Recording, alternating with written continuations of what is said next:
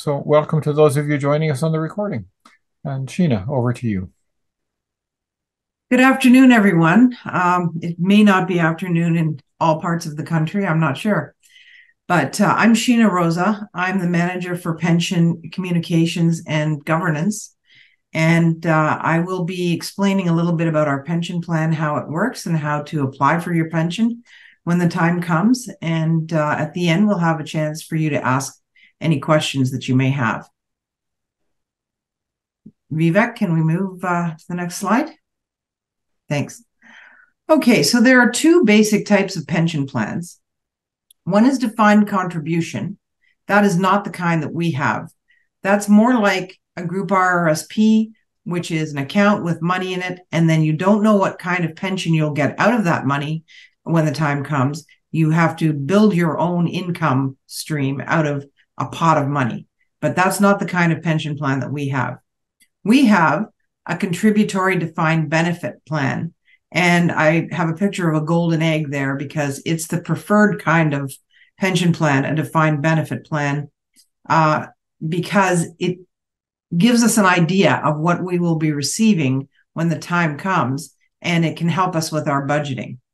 It's not dependent upon the investment vagaries that may happen during our retirement. It's not dependent upon interest rates or, what kind of investments we can find for ourselves when the time comes.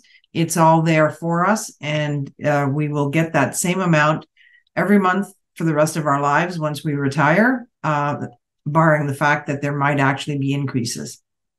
Next slide. Who is a member? So all regular employees, ministry and lay, working on average at least 14 hours or more per week. So pension benefits and contributions are calculated using the annual pensionable earnings of each member. For ministry personnel and lay employees, 100% of salary is equal to your pensionable earnings. For ministry personnel in a manse, it's 140% of salary. That is equal to your pensionable earnings. Members contribute 6% of pensionable earnings, and employers contribute 9% of pensionable earnings on behalf of each eligible employee. Calculating your retirement benefits. So a minute ago, I talked about the contributions. The contributions are not the benefit in a defined benefit plan. The benefit is calculated according to a formula. So each year, you earn a percentage of pensionable earnings as a pension credit. That percentage has changed periodically over the years as follows. It was 1.4% from 2013 to 2019, 1.85% in 2020, 1.625 in 2021, and 1.85 in both 2022 and 2023. And unless the pension board approves another temporary increase, it would go back down to 1.4% for 2024. But each year, near the end of the year, the pension board and its committees look at all of the market conditions, the funded values of the plan, and decide whether it's prudent and affordable to grant an increase for pensioners and active members for the following year. Calculating retirement benefits. The United Church uses a career average pension plan calculation. As your pensionable earnings change, so does your contribution and your employer's contribution to your pension. You may contribute to the pension plan up to age 71, as long as you're still working for the United Church. We're going to give an example now of Reverend Jay. So Jay's pensionable earnings are $60,000 per year. For easy figuring, we're going to assume that Jay's salary remains constant. So in 2020, Jay earned a pension credit of $1,110, and that's because 1.85% of $60,000 is $1,110.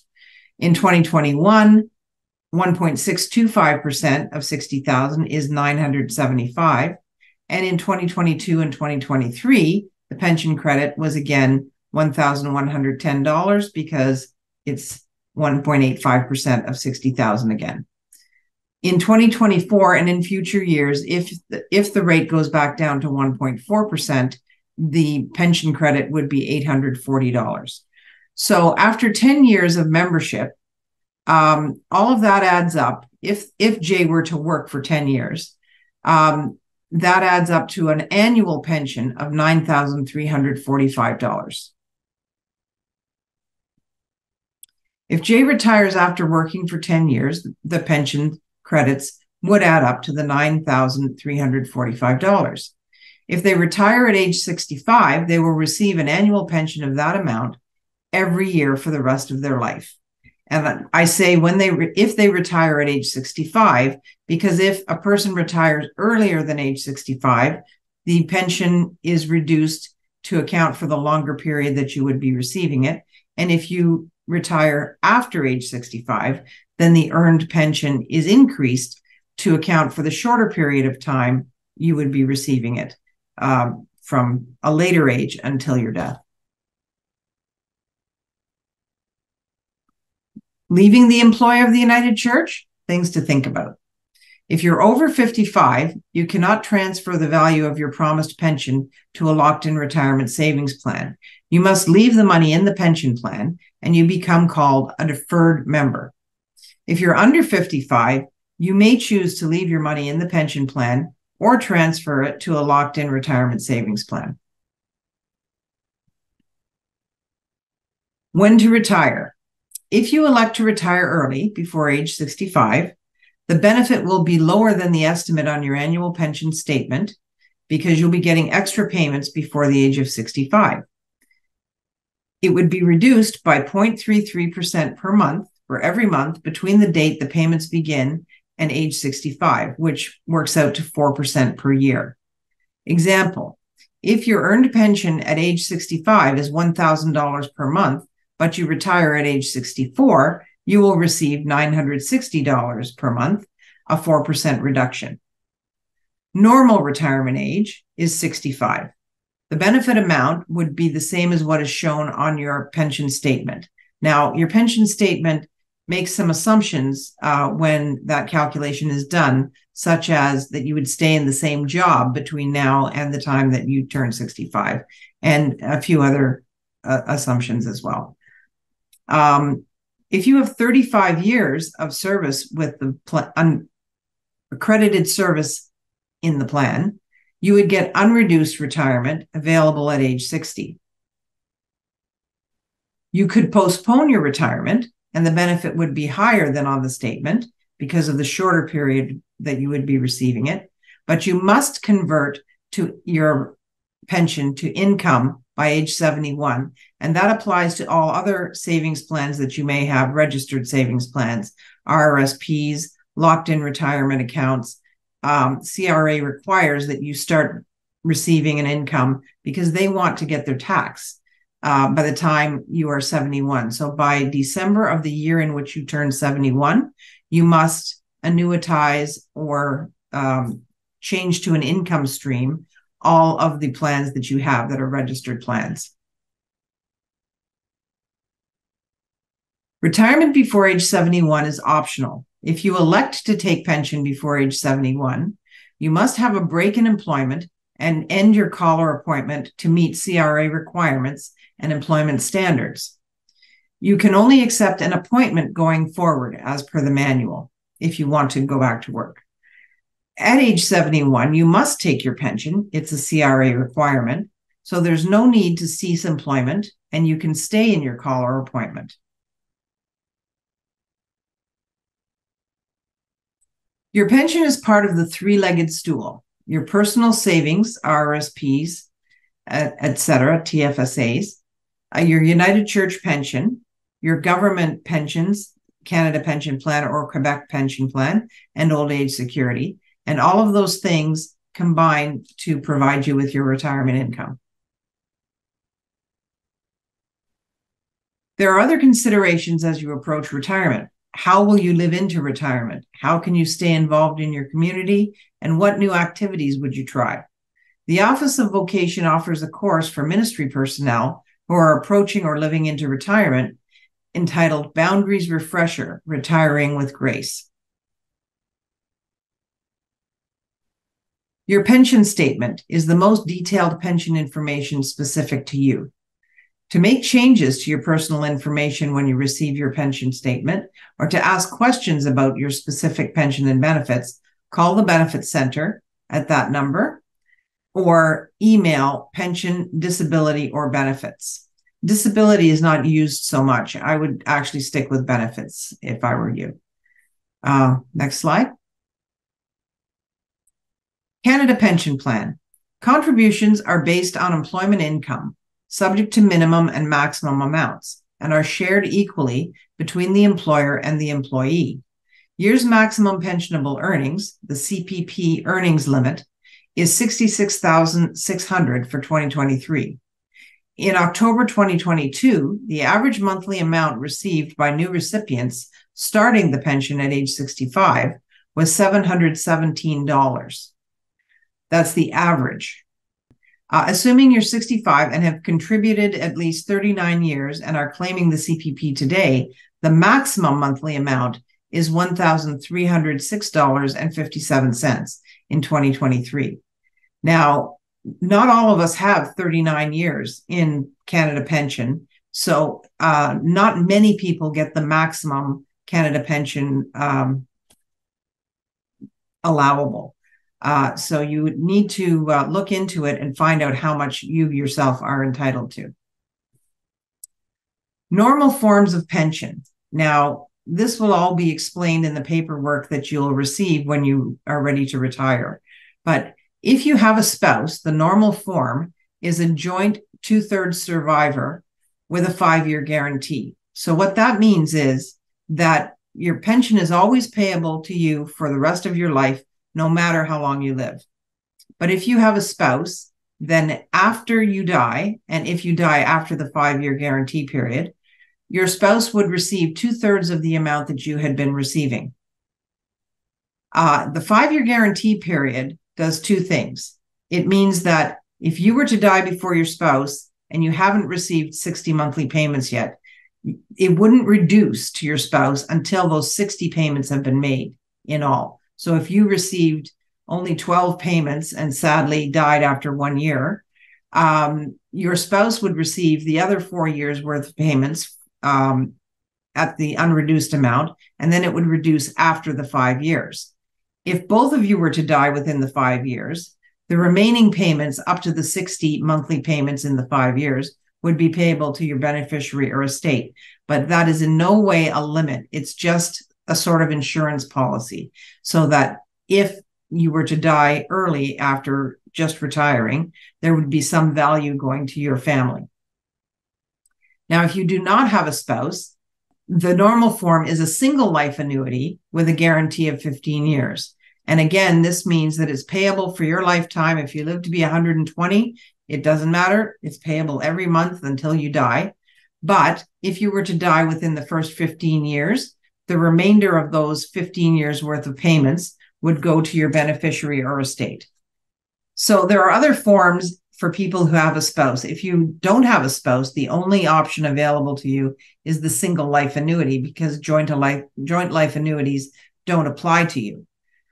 If you do have a spouse, you might choose the joint and level survivor or 100%, which means that you would receive a little bit less than you would under the normal form as your pension when you start, but there would be no reduction to your spouse when you die.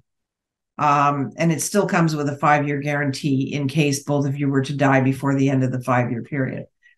The other option that you could choose is keeping it at 2/3 survivor, but have a longer guarantee period.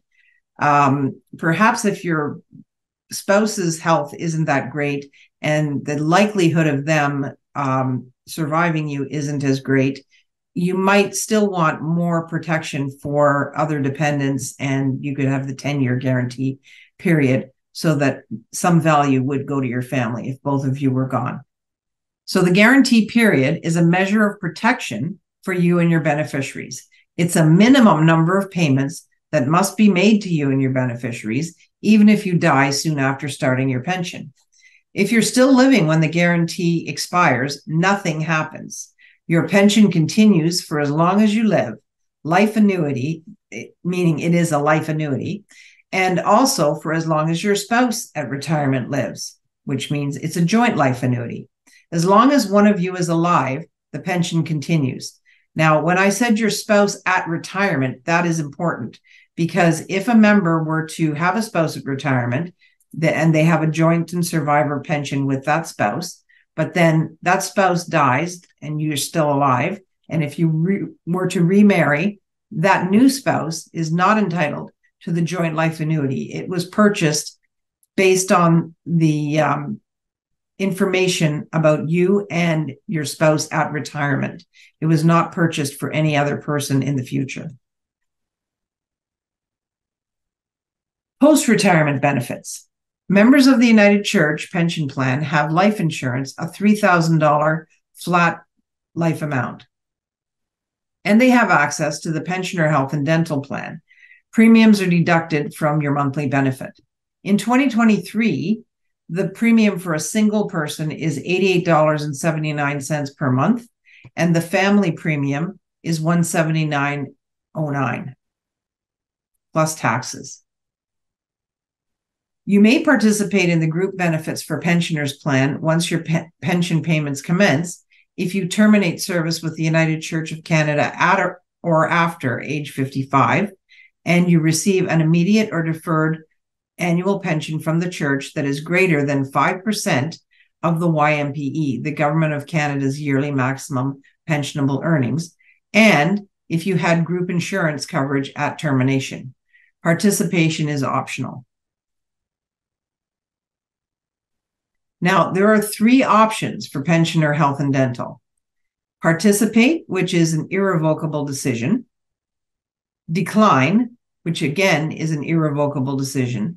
Or you could waive only if you have coverage under another employer plan, perhaps via your spouse, and you could participate in the plan in the future if you lose that other coverage. So if you, at retirement, have other coverage and then you waive the coverage at retirement, you could come back and join the plan if you can show that that other coverage ended, and you would have to do that within a fairly short period of time after you lost that coverage. It may be 30 days. I'm not sure exactly. So to make the health and dental coverage for pensioners affordable, there's no vision care for glasses and contact lenses, no semi-private hospital coverage, and only travel within Canada is covered. Reimbursement levels, maximums, and annual lifetime maximums can change.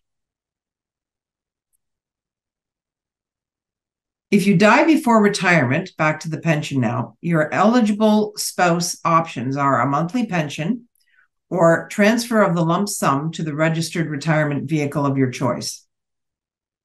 Transferring a lump sum means the end of membership in the plan and no access to pensioner health and dental coverage. If you die after retirement, the spousal benefits are based on the pension options you chose at retirement. Your spouse may continue with health and dental coverage if they choose to do so. This form, the PR 443, is a form that needs to be completed for ministry personnel to advise the Office of Vocation of your decision to retire. You also need to contact the Benefit Center to initiate your pension and get the paperwork sent to you. LifeWorks, also called TELUS Health, has launched an online wellness website, Work Health Life.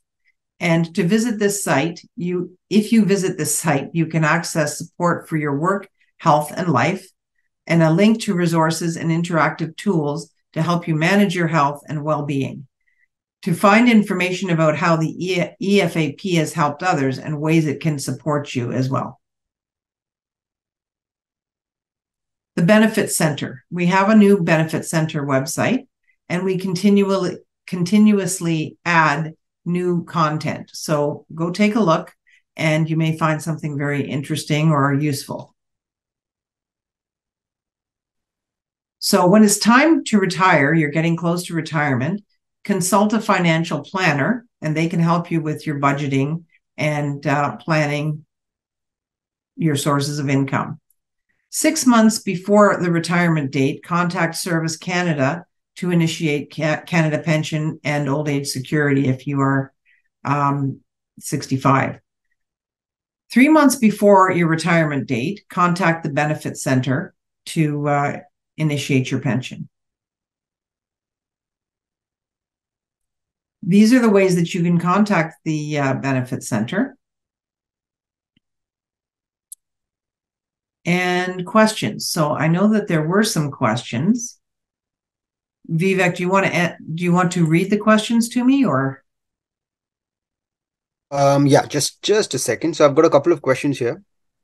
So David, I'll start with David Wood. When does a person qualify for belonging to the pension plan after being hired? So for ministry personnel, there's no waiting period, but for lay staff, there usually is a 3-month waiting period. But on the first day of the 4th month, you would become a member, even if you're a lay staff. Thanks, Sheena. So Sue McDonald asks, how long does the break have to be going from call to appointment if you retire at 65 and still stay in your pastoral charge? So I'm assuming that means you would be staying in the same place and you would just end your call. If you're retiring at 65, okay, so you have chosen to retire, you didn't have to. So yes, you do need to have the break, and it's usually considered to be 13 weeks. You need to have a 13-week break between one job and another. And it really is supposed to be a different job. You're not supposed to just really continue in the same job. Pension plans are not designed for people to take the income while they're still working in the same job they always had at the same unreduced wages. But I know that does happen. It's not the intention of pension plans, and that's why the legislation is designed to discourage it. Monica asks, does a short-term disability leave restorative care affect your pension at all? It should not, because you would still have your income, and then you would still have your contributions going in. You would get the months of credited service in the pension plan. Leslie asks, do you receive less monthly pensionable income to a joint annuity as opposed to a single life annuity?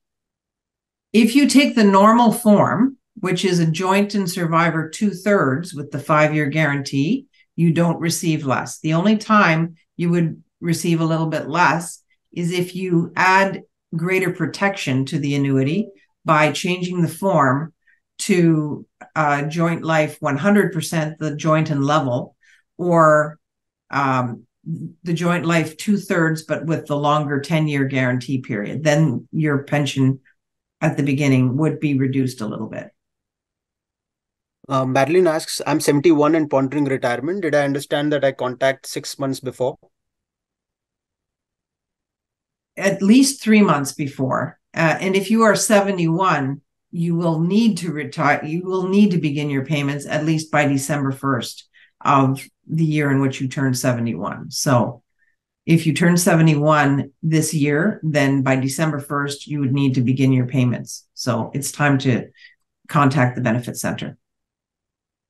Brian asks, is pension payment based on age 65 credits, even if one keeps working and contributing to their pension and not initiating pension payments until age 70? No, you continue to earn pension credits past age 65 if you continue to work.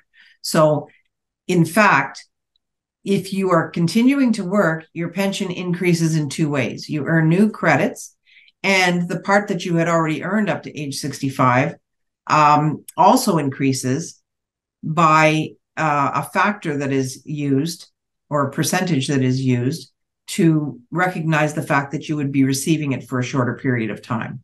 So it will increase in two different ways.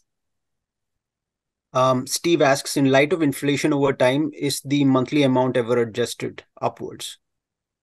When the pension board and committees find it prudent to do so, they can grant a benefit increase. And there was a slide back further where I explained the formula. It shows all of the different increases that have been done recently.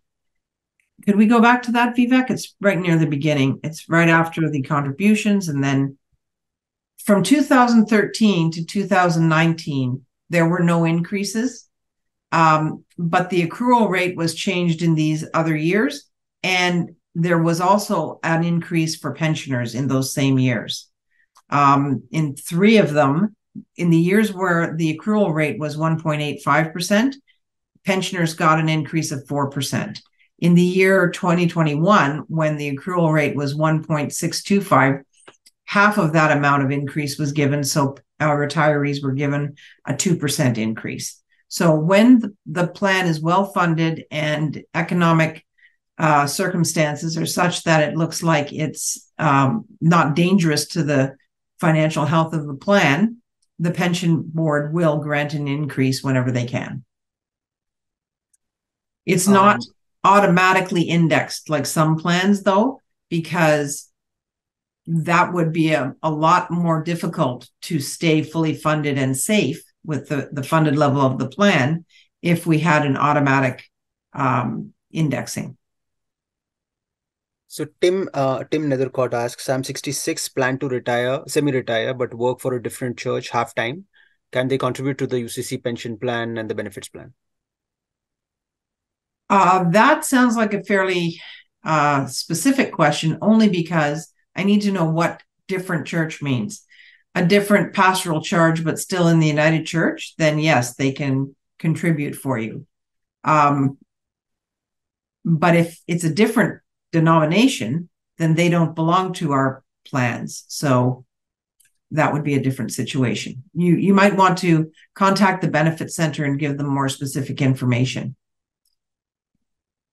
Patricia asks, on the pension statement, what is the projected annual pension to age 65 on the line after the amount already earned? I think, in fact, we skipped that slide for some reason. Maybe you were going a little too fast or something, Vivek? I'm not sure. Which do you have? There's a slide back there with a picture of the pension statement. Okay, so now what was the question? I don't see it. Sorry, on the pension statement, what is the projected annual pension to age 65 on the line after the amount already earned? So I'll try to zoom in here. Just a second. Let me see if that works. Okay.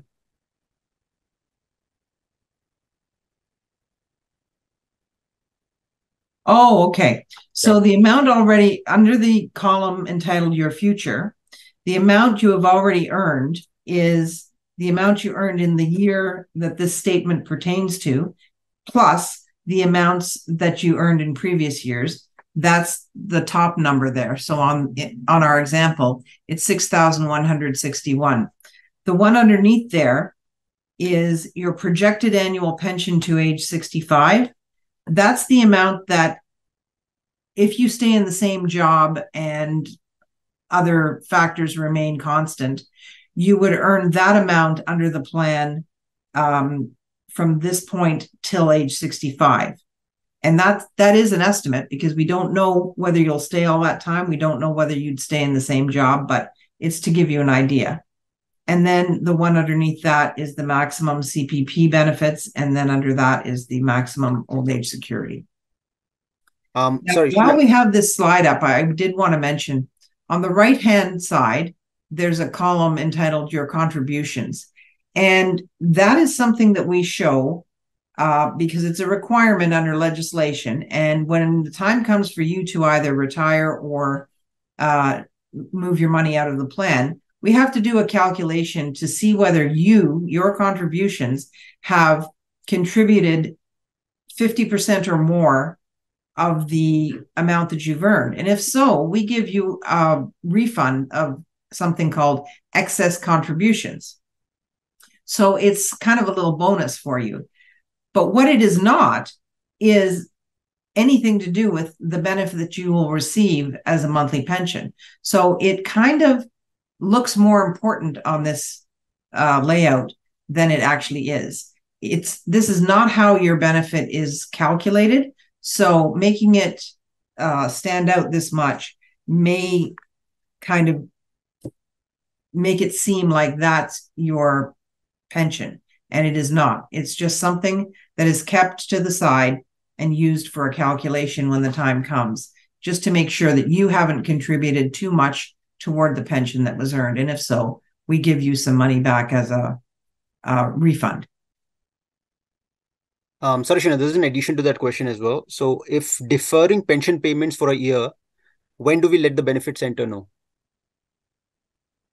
You let the benefit center know when you're ready to receive your pension. So the fact that you're stopping work, you don't need to contact the benefit center to talk about that. They will just notice that you don't have any more contributions coming in to add to your pension. But then a year later, when you're ready to start getting the pension, or less than a year because you want to have time to get everything in place, you'll contact them and they'll get everything set up for you. Got a question from Jennifer. Could you repeat the information about ending a call at age 71 and moving to an appointment, please? Well, at age 71, you don't have to change anything about your employment because you're not choosing to start your pension. You're starting your pension because the Canada Revenue Agency rule says that we all have to start getting an income from any kind of tax-sheltered pension and savings plans that we have. So because that was not your choice, it doesn't affect your employment. If you are in a call and you're age 71 and you need to start getting your pension, it has no effect on your employment. You can stay in that call. When the call ends, if you still want to continue working, you won't be eligible to take a new call. You would then have to take an appointment or work as pulpit supply or, whatever you'd like to do. But calls are not available to people who are over 71 to begin. Anne Matheson asks, may I continue to work in my current position as office admin after I convert my plan when I'm 71? Yes, because you're not choosing to retire. You're just obligated to start taking the pension. So it's not really retirement. It's just beginning the retirement income. James Gill wants to confirm, I have to take my pension on the 1st of December, I turned 71, but can I just continue working in the call I'm serving? Yes, that's exactly the same as the other question. It's not your choice to take the income. It's something that you need to do. So you can continue working as long as you want. But when that call ends, for whatever reason, you won't be eligible to start a new call. Reverend Deborah P. McGill asks, as congregations close or churches amalgamate, will that affect the amount of monies contributed to the pension plan? And will the amount we draw for our pension be adversely affected? As long as the fund stays fully funded, and it is at the moment, you will be fine. Now, what it will do is fewer members will be paying in and less contributions will be going in, but the money that's already there earns investment income year after year, and that's where the lion's share of the payments come from anyway. Lloyd Bruce asks, it's an observation. It's important to highlight that it is highly unlikely that one would receive the maximum OAS CPP. That's exactly right. That's what I was trying to explain earlier.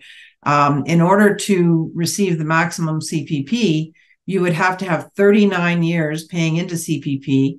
That usually doesn't happen when someone goes to university because they don't start right at 18. And not have any breaks and you could have a break and drop out your lowest 10 years, and you could also have a break for looking after children. But if it adds up to more than 10 years, it's still going to adversely affect you. And also, you needed to earn at least the YMPE, that year's maximum pensionable earnings, in each of those 39 years. I, for one, don't have that. I won't get the maximum Canada pension.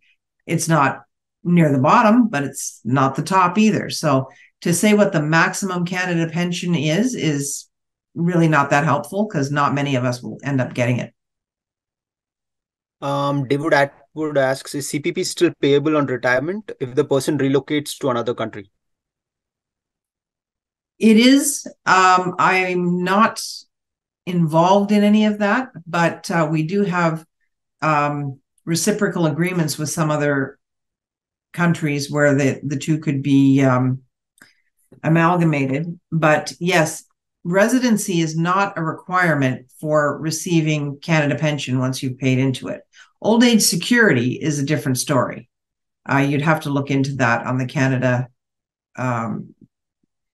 gov.gc website. Jamie Hill asks, can I do a pension transfer from a previous non-church employer when newly hired? No, it's something that we don't do. The plan does not accept transfers in. Nancy Painter asks, am I correct in thinking that ministry personnel are part of the plan even while still in an SME? SME? SME. I'm assuming it's... I'm not sure what an SME is. I'm sorry.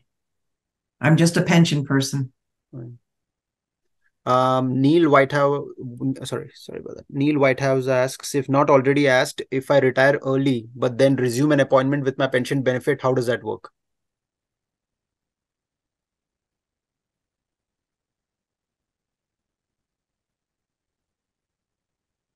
If you retire early but then resume an appointment,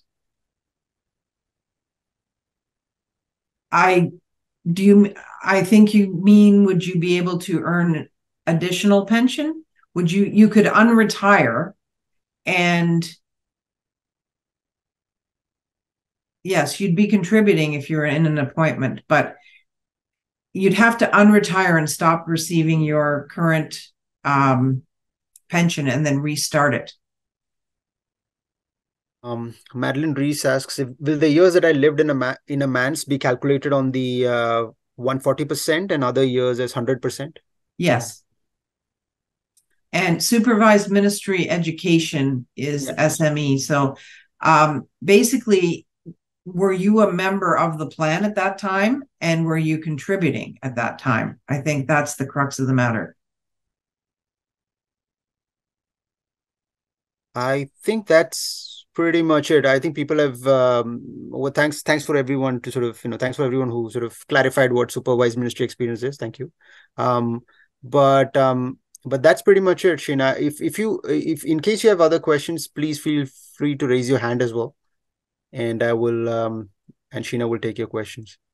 But other than that, I don't see any other questions in the chat box. Okay, I guess we went quickly today.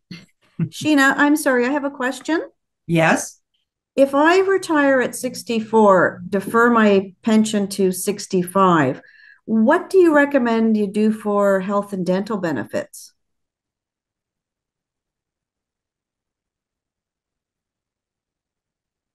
Well, recommend. There's no right and wrong answer about that. Do you mean you'd want to join the retiree plan at 65? Yes. So you're sort of on our own for a year to get like a private plan? Well, a deferred member who leaves their money in the plan can join. So yes, you could do that. You could join at 65. And yes, in the meantime, you would have to get other coverage. Okay. Is there a reason why you want to defer taking your pension to 65? Just to avoid the 4% reduction. Right. And again, there's no right or wrong answer. I'm not giving advice here, but the other thing to remember is you're also getting 12 more payments. So it's reduced, but you are getting 12 payments up front that you wouldn't otherwise be getting. If you think you're going to, that based on your family history, if you have a history of a lot of people living to be 100, then you know that you'll have a really long time to make up the difference. And if you don't, you might find that it likely, and you never know for sure, but it likely might be better to just take the payments at 64. But I can't make any determination about that. That's something you need to consider. Yeah, no, I appreciate the input. Thank you. Are there any other questions? I have a question, Sheena. Sure. But it's a pretty specific one to me. So I don't know, maybe I should talk to somebody at the If it pension office. requires looking up your record and having specific information about you, then yes, you should go through the benefits center. Well, you could give me you could know a more general answer for me. Can I try? And you can try. You can just tell me that you can't answer that in this forum. So if I were to, well, I worked since I was 24 years old for the church. And so that was 1991 I started. And then I worked in Nicaragua for our partners 1 year. So I was not in the pension, the benefits stream then. Mm-hmm. And then I studied to be a midwife. So I was 2 more years where I wasn't paying into it. So I'm just wondering about this retiring at 60 with a full pension. Like I get 2 pension declarations every year, one from that. Right. So yeah, and so it's confusing for me to know where I stand in all of this. I'd love it if they put them together. Right. Well, we would love it too, but so you have the 2 different statements. Do the 2 different periods of service add up to 35? Yeah, I'll have to check with my thing. It always says my normal date of retirement is 2030. And how old would you be in 2030? I'll be 65 in 2030. Right. But that's because they're 2 separate statements. So it is kind of a specific question. Maybe you should send it to the benefits center. But definitely, if they don't add up to 35, if you have 35, but then out of that, 3 years were not contributing, then that would not qualify you as 35. But then I could retire fully at 63, say. Once you get 35, yes. Yeah. Okay. No, that's helpful. But I do, there's no way of changing those 2 different reporting. No, we don't have the capability right now with our systems to combine the 2. Okay, thanks. Sorry, Sheena, there's another question. I think this is from, okay, I've got 2 questions, but I'll go to the first question. This is from Lloyd. Can you speak about contributing to the plan after you leave church employment? A financial planner is essential for each of us. It is a good idea to contact a financial planner, but what was the first part of that question?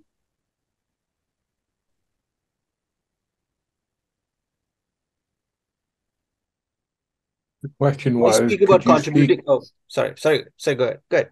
Yeah, I was just going to say, can you speak briefly about what is possible in respect to continuing to contribute to the plan after you've left church employment?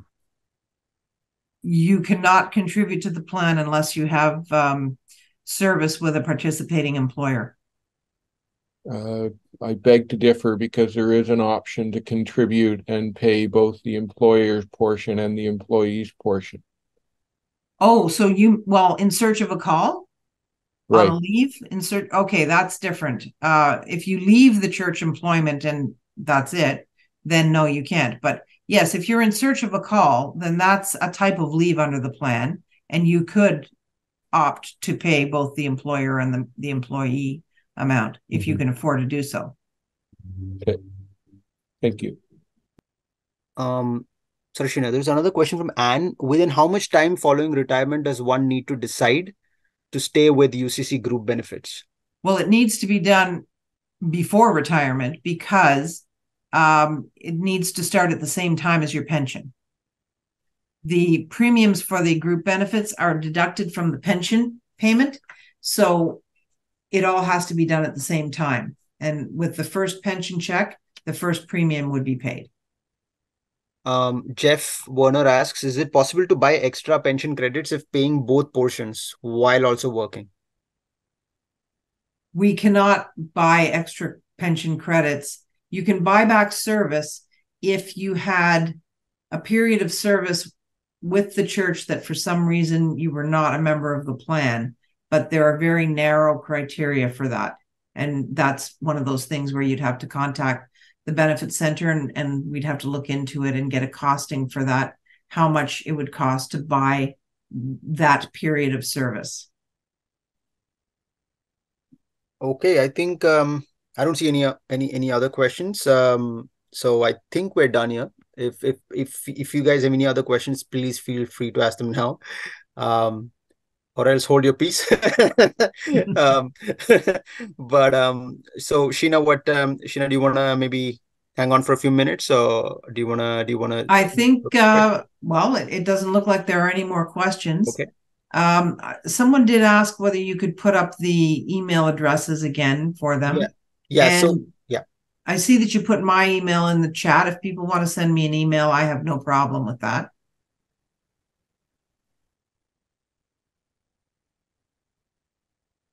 And we will have a recording available on ChurchX following, maybe not today, but soon after the meeting. So David wants to know if you could email him the presentation. I could put a copy of the slides on ChurchX, but I can't email it to everyone individually. But if I put it on ChurchX, then everyone who is registered should be able to access it. That is my understanding. That's what I was told. So somebody asked if income tax is actually deducted at the start of the pension. You fill in a TD1, which shows your deductions, your personal deductions, and then based on that, income tax is deducted from your payments. Okay, thank you very much for attending, everyone. Thank you. Bye-bye. Thank you. Bye-bye. Have a good one. Bye-bye.